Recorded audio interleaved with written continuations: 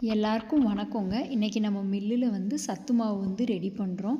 இதில் என்னென்ன போடுறோம் அப்படின்னு பார்த்தீங்கன்னா, வரகு, திணை, சாமை, குதிரைவாலி, கம்பு, கேழ்வரகு, சிறுதானியங்களில் பயிறு வகையில் பார்த்திங்கன்னா பச்சைப்பயிறு, கொண்டக்கடலை, மக்காச்சோளம், அதே சமயத்தில் வெள்ளை சோளம், சிகப்பு சோளம், அரிசியில் பார்த்திங்கன்னா சிகப்பரிசி, மூங்கில் அரிசி இது எல்லாமே போடுறோம்.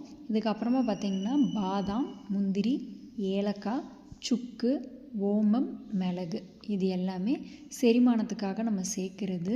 இந்த மாவு இன்றைக்கி சாயங்காலத்துலேருந்து நம்ம மில்லில் கிடைக்கும். தேவைப்படுறவங்க வாங்கிக்கோங்க. 1 வயசுக்கு மேலே உள்ள குழந்தைங்களுக்கு கொடுக்கலாம். அதுக்கு முன்னாடி உள்ள குழந்தைங்களுக்கு வேண்டாம். இது எல்லாமே மிதமான தீயில ஒரே இதாக வறுத்துட்டு நம்ம போடுறதுனால 6 மாதம் கெட்டு போகாது.